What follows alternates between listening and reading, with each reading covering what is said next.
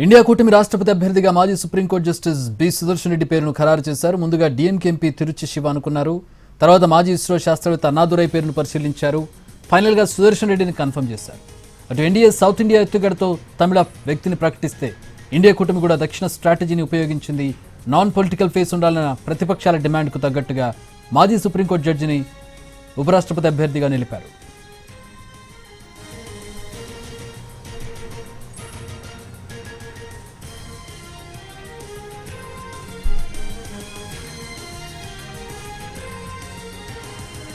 Justice Sudarshan రెడ్డిది రంగారెడ్డి జిల్లా ఆకుల మైలారు. వ్యవసాయ కుటుంబంలో జన్మించిన ఆయన విద్యాభ్యాసం అంతా హైదరాబాద్లో జరిగింది. ఉస్మానియాలో లా చేశారు. 1990లో కేంద్ర ప్రభుత్వం తరపున అడిషనల్ స్టాండింగ్ కౌన్సిల్గా సేవలందించారు. ఉస్మానియా విశ్వవిద్యాలయానికి లీగల్ అడ్వైజర్ స్టాండింగ్ కౌన్సిల్గా కూడా పనిచేశారు సుదర్శన్ రెడ్డి.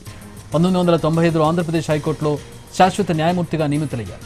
2005లో గువాహటి హైకోర్టుకి చీఫ్ జస్టిస్గా పనిచేశారు. 2007లో సుప్రీంకోర్టు జడ్జిగా సుదర్శన్ రెడ్డి ప్రమోషన్ పొందారు. 2011 వరకు సుప్రీంలో పనిచేశారు. రిటైర్ అయిన తర్వాత సుదర్శన్ రెడ్డి 2013లో గోవాలో తొలిసారిగా లోకాయుక్త చైర్మన్ పనిచేశారు. హైదరాబాద్ అంతర్జాతీయ ఆర్బిట్రేషన్ అండ్ మీడియేషన్ సెంటర్కు శాశ్వత ట్రస్టీగా బాధ్యతలు చేపట్టారు. బ్లాక్ మనీ కేసులపై కేంద్ర ప్రభుత్వ అలసత్వాన్ని జస్టిస్ సుదర్శన్ రెడ్డి విమర్శించారు. ప్రత్యేక దర్యాప్తు బృందాన్ని ఏర్పాటు చేయాలని అప్పట్లో ఆదేశించారు. అలాగే సల్వాజుడం చట్టవిరుద్ధమని తీర్పిచ్చారు.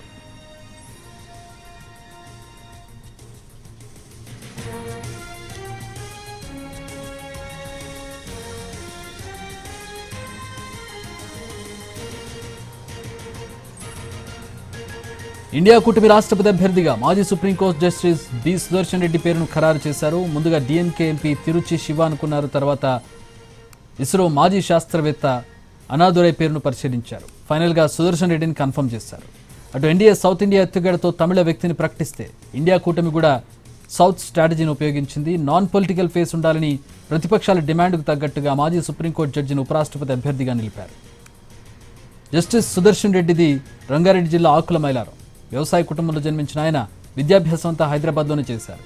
ఉస్మానియాలో లా చేశారు. 1990లో కేంద్ర ప్రభుత్వం తరపున అడిషనల్ స్టాండింగ్ కౌన్సిల్గా సేవలందించారు. ఉస్మానియా విశ్వవిద్యాలయానికి లీగల్ అడ్వైజర్ స్టాండింగ్ కౌన్సిల్గా పనిచేశారు. 1995లో ఆంధ్రప్రదేశ్ హైకోర్టులో శాశ్వత న్యాయమూర్తిగా నియమితులయ్యారు జస్టిస్ సుదర్శన్ రెడ్డి.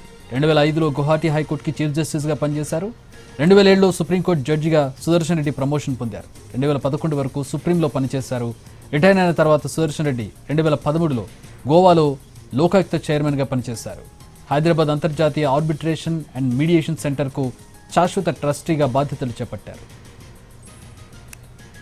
ఇక బ్లాక్ మనీ కేసులపై కేంద్ర ప్రభుత్వ అలసత్వాన్ని జస్టిస్ సుదర్శన్ రెడ్డి విమర్శించారు. ప్రత్యేక దర్యాప్తు బృందాన్ని ఏర్పాటు చేయాలని అప్పట్లో ఆదేశించారు. అలాగే సల్వాజుడం చట్టవిరుద్ధమని తీర్పిచ్చారు.